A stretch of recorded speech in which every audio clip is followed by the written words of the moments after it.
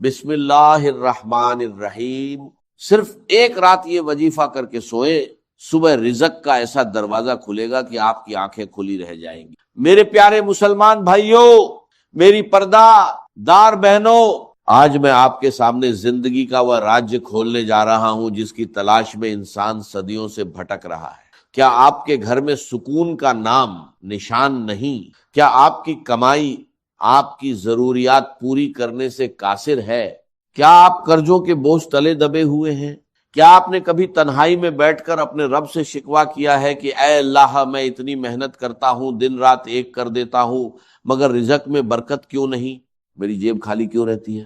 میرے پیارے بھائیوں، آج کی اس نشست میں آپ کو اللہ کے خزانوں کی وہ چابی دینے والا ہوں جسے استعمال کر کے آپ کے رزق کے تمام بند راستے ہمیشہ کے لیے کھل جائیں گے۔ یہ کوئی عام گفتگو نہیں، یہ آپ کے ایمان کو جلا بخشنے والی اور آپ کی زندگی کے حالات کو بدلنے والی ایک روحانی کاوش ہے۔ ہم انسان اپنی محدود عقل سے یہ سمجھتے ہیں کہ رزق صرف وہی ہے جو ہمیں ہماری محنت کے بدلے ملتا ہے۔ ہم سمجھتے ہیں کہ ہم جتنا زیادہ پسینہ بہائیں گے اتنا ہی زیادہ پیسہ ہمارے پاس آئے، لیکن ہم یہ بنیادی حقیقت بھول جاتے ہیں کہ رزق تو اللہ کے حکم کا تابع ہے۔ اللہ نے جس کے رزق میں جتنی برکت لکھ دی ہے اسے کوئی مائی کا لال روک نہیں سکتا، اور جس کے رزق میں کمی لکھ دی ہے اسے دنیا کی کوئی طاقت بڑھا نہیں سکتی۔ لیکن ہمارے نبی پاک صلی اللہ علیہ وسلم نے ہمیں وہ راستے بتائے، وہ کلمات سکھائے اور وہ طریقے عطا کیے جن کے ذریعے ہم اپنے مقدر کی بک کھول سکیں۔ آج میں آپ کو جو عمل بتانے جا رہا ہوں یہ میرے سالوں کے مطالعے اور بزرگوں کے بتائے ہوئے طریقوں کا نچوڑ ہے۔ بہت سے لوگ شکایت کرتے ہیں کہ ہم نے وظائف کیے مگر اثر نہیں ہوا۔ میرے بھائیوں، وظیفہ اثر کیوں نہیں کرتا؟ کیونکہ ہم اسے ایک رسم کی طرح کرتے ہیں، ہم اسے دل سے نہیں بلکہ زبان سے کرتے ہیں۔ جب آپ کا یقین اللہ کی ذات پر پختہ ہو جائے گا، جب آپ کے دل میں یہ بات بیٹھ جائے گی کہ مجھے دینے والی ذات صرف اللہ ہے، تو پھر اللہ کیسے ممکن ہے کہ آپ کو خالی ہاتھ لوٹائے؟ ذرا غور کرے، اللہ تعالیٰ نے قرآن پاک میں ارشاد فرمایا کہ وَفِي السَّمَاءِ رِزْقُكُمْ وَمَا تُوعَدُونَ، تو پھر ہمیں پریشانی کیسی؟ پریشانی اس وقت جنم لیتی ہے جب ہم اپنی نگاہیں اللہ سے ہٹا کر دنیا کے اسباب پر مرکوز کر لیتے ہیں، جب ہم اپنے رزق کا دار و مدار بینک بیلنس یا اپنی ملازمت پر رکھتے ہیں تو اللہ ہمیں ہمارے حال پر چھوڑ دیتا ہے۔ لیکن جب ہم اپنی امیدیں صرف اللہ سے وابستہ کر لیتے ہیں تو پھر وہ رزق کے ایسے راستے پیدا کرتا ہے جہاں سے انسان کے گمان میں بھی نہیں۔ اب وہ وقت آ گیا ہے کہ آپ اپنی زندگی کا رخ بدلیں۔ آج رات اپنے بستر پر لیٹنے سے پہلے آپ نے یہ عمل کرنا ہے۔ یہ عمل کوئی مشکل کام نہیں، یہ صرف چند منٹوں کا ذکر ہے، لیکن اس کی تاثیر ایسی ہے کہ آپ کی اگلی صبح بدل جائے گی۔ اب توجہ فرمائیں، وظیفہ اور طریقہ کار یہ ہے، سب سے پہلے عشاء کی نماز ادا کریں، اس کے بعد اپنے بستر پر پاک صاف ہو کر لیٹ جائیں، کسی سے کوئی بات نہ کریں، صرف اپنے رب کی طرف متوجہ ہو۔ اول و آخر آپ نے تین بار صلی اللہ علیہ وسلم پڑھنا ہے، درمیان میں اللہ تعالیٰ کے یہ دو مبارک کلمات یا رزاق و یا فتاح، اس کے بعد سورہ واقعہ کی آخری 3 آیات یعنی فسبح بسم ربک العظیم سے لے کر آخر تک 7 مرتبہ تلاوت کریں۔ آخر میں اپنے دونوں ہاتھ اٹھائیں، اپنی بند آنکھوں سے اپنے رب کا تصور کریں، اپنی ساری پریشانیاں اس کے سامنے بیان کریں اور رزق میں کشادگی کی دعا مانگے۔ یہ عمل آپ نے 11 دن تک جاری رکھنا ہے۔ اس دوران اپنی 5 وقت کی نمازوں کا خاص خیال رکھیں، کیونکہ رزق میں برکت کا پہلا اور سب سے بڑا ذریعہ نماز ہے۔ جب آپ اللہ کے حقوق پورے کریں گے تو اللہ آپ کے حقوق پورے کرنے کا ذمہ۔ اب میں آپ کو بتاتا ہوں کہ اس وظیفے کے دوران آپ نے اپنی زندگی میں کیا تبدیلیاں لانی ہیں۔ صرف وظیفہ پڑھنا کافی نہیں بلکہ اپنے عمل کو بھی پاک کرنا ہوگا۔ اپنی آمدنی میں حلال کو ڈھونڈیں۔ اگر 1 روپیہ بھی حرام کا آپ کے رزق میں شامل ہوگا تو برکت کے تمام دروازے بند ہو جائیں گے۔ صدقہ کرنے کی عادت ڈالیں۔ اللہ کے راستے میں خرچ کرنے سے رزق کبھی کم نہیں ہوتا بلکہ اللہ اس میں 10 گنا اضافہ کر دیتا ہے۔ کئی لوگ مجھ سے پوچھتے ہیں کہ کیا یہ وجیفہ خواتین حیض کی حالت میں کر سکتی. تو یاد رکھیں یہ اللہ کے ناموں کا ذکر ہے، آپ اسے ہر حال میں پڑھ سکتی ہیں. اللہ آپ کی نیتوں کو جانتا ہے. مزید یہ کہ رزق میں برکت کے لیے سب سے اہم چیز ہے شکر گزاری. جب آپ کے پاس کم ہو تب بھی شکر کریں، جب زیادہ ہو تب بھی شکر کریں. شکر کرنے والوں کے رزق میں اللہ بے تحاشا اضافہ کر دیتا ہے. جب آپ اللہ کا شکر ادا کرتے ہیں تو اللہ کے فرشتے آپ کے لیے دعائیں کرتے ہیں. کیا آپ نہیں چاہتے کہ اللہ کے فرشتے آپ کے لیے دعا کریں؟ تو پھر آج سے ہی اپنے دل کو شکر سے بھر لیں. اکثر لوگ رزق کی تنگی کی وجہ سے بدگمانی کا شکار ہو جاتے ہیں. وہ سوچتے ہیں کہ شاید اللہ ہم سے ناراض ہے. ایسا نہیں ہے. کبھی کبھی اللہ اپنے بندوں کو آزمانے کے لیے تنگ دستی دیتا ہے تاکہ وہ اپنے رب کی طرف رجوع کریں. جب آپ کا ہر سجدہ صرف اللہ کے لیے ہوگا، جب آپ کے ہر کام میں اللہ کی رضا شامل ہوگی، تو پھر آپ دیکھیں گے کہ اللہ کیسے آپ کے لیے آسانیاں پیدا کرتا ہے. میں آپ کو اللہ کی قسم دے کر کہتا ہوں کہ بہت سے ایسے گھرانے جو فاقوں کی جد میں تھے، جنہوں نے صرف اس یقین کے ساتھ اس عمل کو اپنایا، آج وہ اپنے پاؤں پر کھڑے ہیں. وہ آج دوسروں کو دینے والے بن گئے ہیں. آپ بھی وہی انسان بن سکتے ہیں. بس ہمت نہ ہارے. مایوسی کفر ہے. اللہ کی رحمت سے کبھی نا امید نہ ہو. رزق صرف پیسہ نہیں، رزق اللہ کی ایک نعمت ہے جسے بانٹنے سے اور ذکر کرنے سے اللہ بڑھاتا ہے. جب آپ اس وظیفے کو باقاعدگی سے کریں گے تو آپ محسوس کریں گے کہ آپ کے دل سے بے چینی ختم ہو رہی ہے. اللہ کا ذکر انسان کے اندر ایک ایسا قلعہ بنا دیتا ہے جسے دکھ اور مصیبت نہیں توڑ سکتے. کیا آپ نے کبھی غور کیا ہے کہ اللہ کے نیک بندے کتنی بھی مشکلات میں ہوں وہ مسکراتے رہتے ہیں؟ کیونکہ انہیں معلوم ہوتا ہے کہ ان کا پالنے والا ان کے ساتھ ہے. آپ اپنی زندگی میں ایک اور تبدیلی لائیں. جب بھی گھر سے باہر نکلیں بسم اللہ پڑھ کر نکلیں. جب بھی گھر میں داخل ہوں سلام کریں، چاہے گھر میں کوئی نہ بھی ہو. سلام رزق میں کشادگی لاتا ہے. یہ چھوٹی چھوٹی سنتیں ہیں جو ہماری زندگی کے بڑے بڑے مسائل حل کر دیتی ہیں.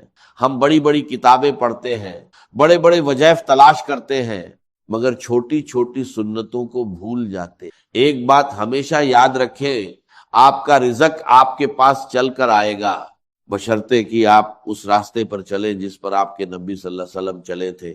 آپ کی محنت میں برکت تب آئے گی جب آپ کے کام میں دیانتداری ہوگی. آپ کے کاروبار میں نفع تب ہوگا جب آپ جھوٹ نہیں بولیں گے. یہ اللہ کے نام جو میں نے بتائے ہیں یہ آپ کے دل کو جھوٹ اور دھوکے سے پاک کر دیں گے. جب دل پاک ہو جائے تو اللہ کا نور انہیں داخل ہوتا ہے. یہ ایک ایسا عمل ہے جس سے آپ کا دل اللہ سے جڑ جائے گا. یہ ذکر آپ کی زندگی میں وہ تبدیلی لائے گا جس کا آپ برسوں سے انتظار کر رہے تھے. اب وقت ہے کہ ہم سب مل کر ایک اجتماعی دعا کا اہتمام کریں. کیا آپ چاہتے ہیں کہ آج آپ کی یہ دعا عرش اے مولا تک پہنچ جائے؟ تو ابھی اسی وقت کمنٹ سیکشن میں جائیں اور یا رزاق یا فتاح لکھیں. جب ہزاروں لوگ مل کر اللہ کے نام پکاریں گے تو انشاءاللہ اللہ کی رحمت جوش میں آئے گی. اپنی مشکلات لکھیں تاکہ دوسرے بھائی اور بہنیں آپ کے لیے دعا کریں. میں چاہتا ہوں کہ آج کمنٹ سیکشن دعاؤں سے بھر جائے. ہر شخص نیچے کم از کم 5 بار آمین لکھ. جب آپ کمنٹ کریں گے تو آپ کے اندر کا یقین اور بڑھے گا. اس ویڈیو کو اپنے ان دوستوں اور رشتہ داروں کے ساتھ ضرور شیئر کریں جو معاشی بحران کا شکار ہیں. یاد رکھیں کسی کی مدد کرنا اور اس تک یہ پیغام پہنچانا بھی صدقہ جاریہ ہے. ہو سکتا ہے آپ کا ایک شیئر کسی کا گھر بسا دے، کسی کی تنگی دور کر دے. اللہ آپ کے رزق میں برکت عطا فرمائے، آپ کے گھروں میں سکون پیدا کرے اور آپ کو دونوں جہانوں کی کامیابی عطا کرے. کہ یہ 2 سٹیشنز ایسے ہیں کہ جس تک انسان پہنچ جاتا ہے بغیر وحی کی رہنمائی کے، اگر اس کی فطرت سلیم ہے، اس کی عقل سلیم. اس کے بعد وہ سوال کرتا ہے، یہی میں نے سورہ فاتحہ میں آپ کو بتایا تھا کہ سورہ فاتحہ دعا ہے، لیکن کس شخص کی دعا ہے؟ عام آدمی کی دعا نہیں ہے. وہ ہمیں تلقین تو کی گئی ہے، نماز میں ہم وہی پڑھتے ہیں، لیکن اس میں پیش نظر کیا ہے کہ ایک شخص جو اپنی سلامتی طبع، سلامتی فطرت، سلامتی عقل سے یہاں تک تو پہنچ گیا کہ الحمدللہ رب العالمین الرحمن الرحیم مالک یوم الدین ایاک نعبد، یہاں تک تو وہ پہنچ گیا ہے. اے رب پھر تیری ہی بندگی کرنی چاہیے، تیری ہی مرضی پر چلنا چاہیے، لیکن تیری مرضی کس شے میں ہے یہ ہمیں معلوم نہیں، تو کس چیز سے راضی ہوتا ہے کس سے ناراض ہوتا ہے یہ ہمیں معلوم نہیں، تیری بندگی کیسے کریں یہ ہمیں معلوم نہیں۔ تو اس سے آگے پھر ہے وہ جو اہدنا الصراط المستقیم، ایاک نعبد و ایاک نستعین اہدنا الصراط المستقیم۔ تو ایسی ایک شخصیت تھی حضرت لقمان کی، جہاں تک روایات ہیں ان سے معلوم ہوتا ہے کہ یہ حبشی النسل تھے۔ نوبیا ایک جگہ ہے کہ جو سوڈان اور یوں سمجھیے کہ مصر کے تقریباً درمیان یا سرحد پر ہے، وہاں یہ رہتے تھے اور کارپینٹر تھے۔ لیکن یہ کہ اللہ تعالیٰ ذہانت اس کو بھی چاہے دے دے، لیکن ان کے اندر اللہ تعالیٰ نے وہ ذہانت بھی دی تھی، اور وہ سلامتی فکر، سلامتی عقل، سلامتی فطرت، سلامتی قلب، اس کے نتیجے میں وہ اس چیز تک پہنچ گئے تھے توحید تک۔ اور اس کے ساتھ ہی یہ ہے کہ اعمال انسان کے جو ہیں وہ ضائع جانے والے نہیں ہیں، ان کا کوئی نہ کوئی بدلہ مل کر رہے گا۔ باقی یہ کہ جو چیزیں وہی سے معلوم ہوتی ہے، جنت دوزخ، وہ تو ان کے تذکرہ نہیں ملے گا اس کے اندر، جو چیزیں، اور کسی رسول کا تذکرہ بھی نہیں ملے گا، اس لیے کہ وہ کسی رسول کے امتی ہوتے تو تذکرہ کرتے۔ یہاں انہوں نے جو اپنی ایک حکیم اور دانا انسان نے اپنی ساری عمر کے سوچ کا جو لب لباب ہے، خلاصہ ہے، حاصل ہے، وہ اپنے بیٹے کو اپنے انتقال کے وقت وصیت کی شکل میں منتقل کیا ہے، اور اس کو اللہ تعالیٰ نے قرآن میں نقل کر دیا، کیونکہ ان کے اقوال کوٹ کیے جاتے تھے۔ جیسے ہم کو تقریر کرتے ہیں تو کبھی علامہ اقبال کا حوالہ دیتے ہیں، ان کا شعر کوٹ کر دیتے ہیں، کبھی کسی اور کا۔ تو یہ بھی اصل میں عرب میں خطباء اور شعراء جانتے تھے کہ یہ لقمان جو ہے یہ بہت ہی حکیم اور دانا انسان تھے، اور ان کے اقوال جو ہے کوٹ کیے جاتے تھے اشعار میں بھی اور خطبات میں بھی۔ تو اللہ نے بتایا کہ دیکھو یہ لقمان بھی جو اپنی سلامتی طبع اور سلامتی فکر کی وجہ سے جہاں تک پہنچا، وہ وہی اصول ہے کہ جن کی طرف محمد تمہیں دعوت دے رہے ہیں صلی اللہ علیہ وسلم۔ وَلَقَدْ آتَيْنَا لُقْمَانَ الْحِكْمَةَ، اور ہم نے لقمان کو دانائی عطا کی۔ دانائی کا نتیجہ کیا تھا؟ انشکر للہ، کہ شکر کرو اللہ کا۔ دانائی کا تقاضا، فطرت کی سلامتی کا تقاضا کیا ہے؟ جو بھی آپ کے ساتھ بھلائی کرے اس کے لیے ایک احسان مندی کی جذبات آپ میں پیدا ہونے چاہیے۔ اگر نہیں ہو رہا ہے تو فطرت جو ہے پرورٹڈ ہے، بس ہو گئی، جو بھی بھلائی کرے۔ اور عقل کا تقاضا کیا ہے کہ اصل جو ہے منعم اس کو پہچان لیا جائے، اور وہ اللہ ہے۔ تو نتیجہ کیا نکلے گا؟ وہ سلامتی طبع جمع سلامتی عقل، تو اللہ کو پہچان لیا جائے، اور کہا جائے الحمدللہ، جہاں سے قرآن مجید شروع ہوتا ہے۔ انشکر للہ، کہ شکر کرو اللہ کا۔ ومن یشکر فانما یشکر لنفسہ، جو کوئی بھی شکر کرتا ہے تو وہ شکر کرتا ہے اپنے ہی بھلے کے لیے، اپنے ہی فائدے کے لیے۔ ومن کفر فان اللہ غنی حمید، اور جو کفران نعمت کرتا ہے، ناشکری کرتا ہے، تو اللہ تو غنی اور حمید۔ وَإِذْ قَالَ لُقْمَانُ لِابْنِهِ، اب یہاں سے حضرت لقمان کی وہ نصیحتیں ہیں جو انہوں نے اپنے بیٹے کو کی ہیں، یہاں مذکور نہیں ہے، لیکن مراد یہی ہے کہ انتقال کے وقت، جیسے کہ کوئی شخص دولت مند ہے تو وہ اپنے انتقال کے وقت اپنے بیٹوں کو، یا اگر بیٹا ایک ہی ہے تو اسے بتائے گا کس سے لینا ہے، کس کو دینا ہے، کیا حساب کتاب ہے، کہاں کہاں میرے ایسٹس ہیں۔ کوئی دفینہ ہے تو بھی بتائے گا کہ میرا وہاں فلاں جگہ پر دولت دفن ہے۔ ایک حکیم انسان کے پاس اصل شے اس کی ساری عمر کے غور و فکر کا جو حاصل ہے، کہ میں نے جو کچھ سوچا ہے، میں نے جو کچھ بھی حاصل کیا ہے اپنی فطرت سلیمہ اور اپنے سلیم کی رہنمائی میں، وہ میں تمہیں منتقل کر رہا ہوں۔ وَإِذْ قَالَ لُقْمَانُ لِابْنِهِ وَهُوَ يَعِظُهُ، یاد کرو جب کہ کہا لقمان نے اپنے بیٹے سے، وہ اسے نصیحت کر رہے تھے، یا بنی لا تشرک باللہ، نمبر 1 اللہ کے ساتھ شرک مت کی، ان الشرک لظلم عظیم، یقیناً شرک بہت بڑا ظلم ہے، بہت بڑا ظلم، سب سے بڑی ناانصافی۔ عربی زبان میں ظلم کہتے ہیں وضع الشیء فی غیر محلہ، کسی شے کو ہٹا کر اس کے اصل مقام سے ہٹا کر کہیں اور رکھ دینا، یہ ظلم ہے۔ اللہ خالق ہے تنہا، باقی سب مخلوق ہے۔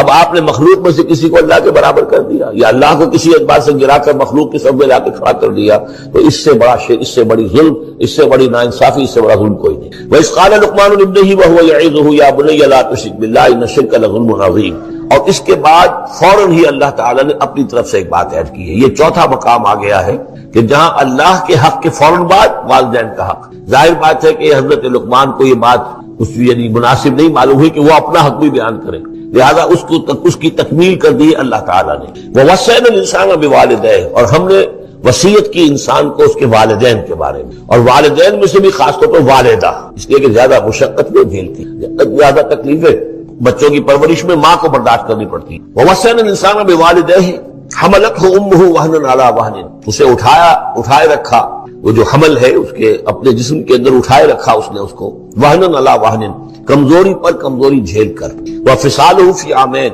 پھر اس کا دودھ چھڑانا ہوا 2 سال میں۔ پھر یہ کہ پہلے 9 مہینے تو جونک کی طرح اس کے جسم کے اندر خون چوستا رہا، اور اس کے بعد پھر جو ہے دودھ اس کا جو ہے پیا ہے تو وہ بھی اس کی توانائیاں اور اس کی قوت ہی ہے کہ جو دودھ کی شکل میں اس کے لیے غذا بنی ہے۔ انشکر لی ولوالدیک، کہ شکر کرو میرا اور اپنے والدین کا، الی المصیر، اور میری طرف تم کو لوٹ کر آنا ہے۔ اب دیکھیے جیسے میں نے وہاں عرض کیا تھا کہ سورہ عنکبوت میں اور اس میں بڑی مناسبت ہے ان دو میں، وہ مضمون اب یہاں بھی آ رہا ہے کہ اگر یہ دو حق ٹکرا جائیں، ایک حق اللہ کا ہے شرک نہ کیا جائے، ایک حق والدین کے ساتھ حسن سلوک ہے، اب یہ ٹکرا گئے، والدین کہہ رہے ہیں شرک کرو، اب کیا کریں؟ وَإِن جَاهَدَاكَ عَلَىٰ أَن تُشْرِكَ بِي مَا لَيْسَ لَكَ بِهِ عِلْمٌ، اگر وہ تم سے جہاد کریں، تم پر دباؤ ڈالیں، تم سے لڑیں، تم سے جھگڑیں اور تمہیں مجبور کریں کہ تم شریک کرو اور شرک کرو میرے ساتھ ایسی چیز کا کہ جس کا تمہارے پاس کوئی علم نہیں ہے، فَلَا تُطِعْهُمَا، تم کا کہنا مت مانو۔ وہاں پر بھی یہ مضمون آ چکا، یہاں دوبارہ آ گیا کہ ان کے حقوق ایک حد تک ہیں، اس سے آگے بڑھ کر وہ اللہ کے حقوق پر ڈاکہ ڈالنے لگے،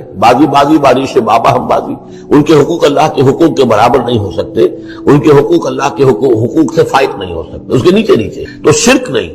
البتہ یہاں یہ ذہن میں رکھیے کہ شرک صرف بت پرستی کو نہیں کہتے، لا تشرک، شرک کی کوئی قسم بھی، اب اللہ کے کسی ایک حکم کو اگر والدین کہتے توڑو، اس کا کیا مطلب ہے؟ یہ شرک کا حکم دے رہے ہیں، اس لیے کہ آپ نے والدین کے کہنے پر اللہ کے حکم کی خلاف ورزی کی، اس کا مطلب ہے کہ آپ نے مطاع اور معبود والدین کو بنا لیا۔ نفس کے کہنے پر آپ حرام کے اگر منہ مار رہے ہیں تو آپ کا جو حرام جو دولت ہے وہ آپ کا معبود ہے اور آپ کا نفس آپ کا معبود ہے۔ ارأیت من اتخذ الہہ ہواہ، کیا تم نے دیکھا اس شخص کو جس نے اپنی خواہش